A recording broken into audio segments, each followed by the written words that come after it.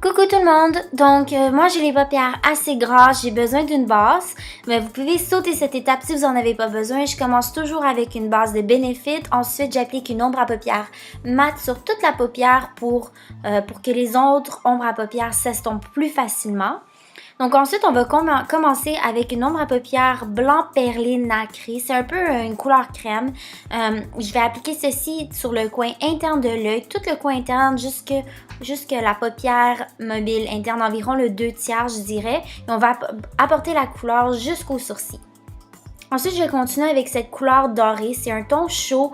Ça va vraiment venir ajouter plus de chaleur à votre œil. C'est ça qui donne un peu le look qu'on voit souvent sur les stars, Megan Fox, Christina Aguilera, qui ont un blanc nacré à l'intérieur avec un doré.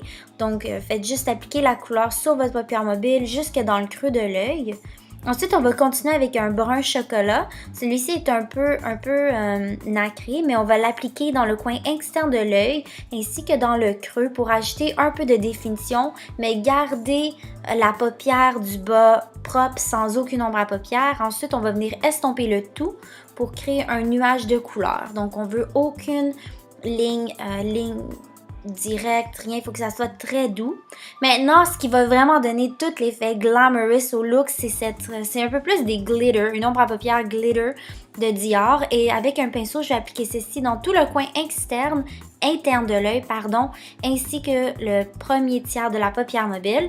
Donc, dès qu'on dit pin-up, dès qu'on dit maquillage Hollywood des années 50, mais tout de suite, on pense à eyeliner. C'est important, c'est une des étapes les plus cruciales. On dirait que c'est vraiment ça. Le reste, ça peut changer, mais le eyeliner et les lèvres rouges, c'est essentiel. Faites votre eyeliner comme que vous êtes habitué. Ça prend de la pratique, mais ça vaut la peine. Ensuite, on va continuer. Ce qui donne le côté un peu plus moderne, c'est vraiment avoir les yeux brillants. Donc, je prends une ombre à paupières nacrée de L'Oréal. J'applique le blanc un peu plus dans le coin interne, un tout petit peu, ainsi que sous les sourcils, le long des sourcils, pour vraiment donner un effet qui va élever vos sourcils. Ensuite, pour vraiment ouvrir l'œil, je vais appliquer un crayon couleur peau dans la muqueuse inférieure. Ensuite, à la place d'appliquer des faux cils complets, une bande de faux cils complets, j'utilise des coins externes. Ça va vraiment donner un côté un peu plus sensuel aux yeux. Ça va créer un peu comme style à la Marilyn Monroe si on veut. Je vais ensuite continuer en appliquant un peu plus de mascara pour aider à fondre les faux cils avec mes vrais cils et pour donner un peu plus de volume. Donc, étant donné que c'est une version moderne de la pin-up, je vais appliquer du bronzer pour sculpter et donner plus de définition au visage. Donc, on va mettre on va faire du contour le long des tempes, sous les pommettes, le long du nez. Ça va créer des ombrages et l'effet est très beau. Donc, étant donné que les lèvres vont être rouges flash, on ne veut pas avoir l'air trop blême. Prenez n'importe quel rose qui vous fait avoir une air bonne mine et appliquez ceci sur les pommettes jusqu'au temple. Donc, je vais également ajouter un peu de lumière sur mes joues pour avoir un effet bonne mine, encore une fois. Donc, c'est un highlighter en crème de MAC que je vais appliquer sur le haut des pommettes ainsi que sur la lèvre supérieure et le long du nez. Donc, étant donné que j'ai les lèvres plutôt minces, j'aime ça tricher un petit peu.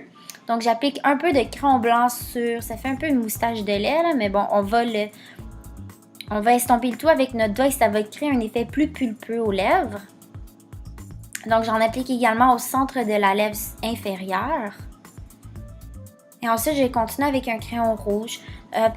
Personnellement, je suggère la plupart du temps les rouges à neutre ou à ton bleu. Ça fait habituellement mieux à une plus grande variété de personnes et ça l'aide aussi vos dents à avoir l'air beaucoup plus blanches. Donc moi, j'utilise un crayon rouge de Truco. Je vais commencer par définir mes lèvres et ensuite je vais appliquer un rouge à lèvres. C'est le numéro 10 de Rimmel London de la collection de Kate Moss. La couleur est très très belle, mais il vous faut absolument un crayon parce que le rouge à lèvres il est très très hydratant et il coule facilement. Donc voici la fin du vidéo. J'espère que vous avez apprécié. et on se voit bientôt. Salut tout le monde!